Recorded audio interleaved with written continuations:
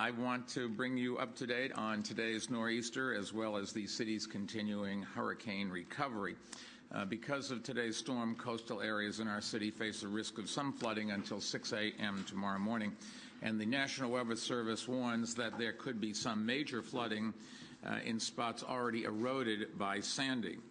The difference here is that the barriers of sand or rock that were there before perhaps are not there. So far, we've not had any reports of flooding today, and we are through the first and most dangerous cycle of high tide. So if we got through this, we probably will get through the next one, which comes at something like 1 in the morning. We are also under a high wind warning through 4 a.m. tomorrow. The winds will blow at 25 to 40 miles an hour, with gusts tonight reaching 60 miles an hour or higher. The storm will involve a wintry mix of rain and snow. Anybody that's been outside understands that. Through the rest of this evening and ending with rain tomorrow morning. Although big accumulations of snow are unlikely, streets are going to be slick, sloppy, and visibility will be reduced. There is a band over Nassau right now of snow. The weather forecasters say that their original forecast, 1 to 3 inches of wet, slushy stuff at the very worst stands, and they don't think it's going to be any more than that. But with that in mind, please don't drive if you can avoid it. Use mass transit instead. If you must drive, exercise extreme caution. Now, it is a good idea to stay indoors with this because Hurricane Sandy weakened trees, and the high winds tonight could cause more trees and limbs to come down, and the storm debris still on our streets to blow around dangerously. We'll also have unseasonably cold temperatures tonight, unfortunately. They'll drop into the mid-30s, and the high winds will make it feel as if it's in the mid-20s. In the face of these weather conditions, we've taken a number of steps to protect New Yorkers, especially our most vulnerable New Yorkers.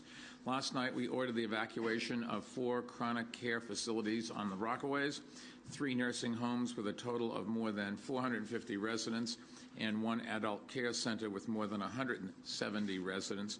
All 4 facilities are located in areas that were hard hit by Hurricane Sandy.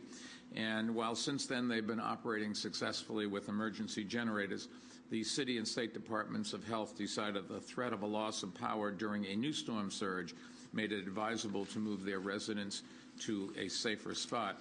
This evacuation was completed very late last night.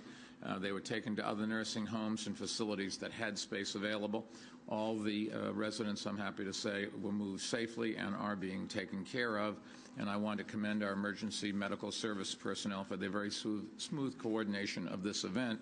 A lot of the people were not happy that they had to move, but their safety is our first consideration.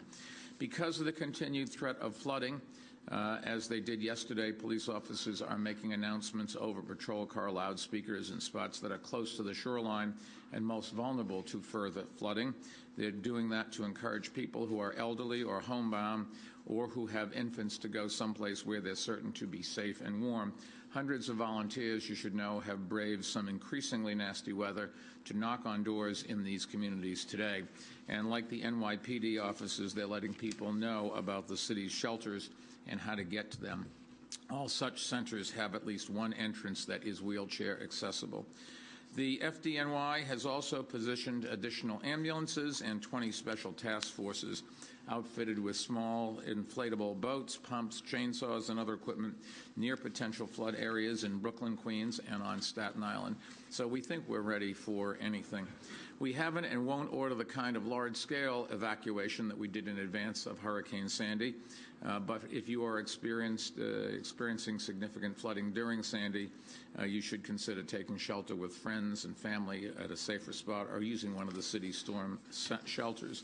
In particular, residents of Hamilton Beach, Garrison Beach, and Breezy Point should consider going someplace tonight to be a little bit on the safe side. This is for your safety and to deter any burglars. The NYPD will conduct patrols in these areas and other areas as well as on Staten Island.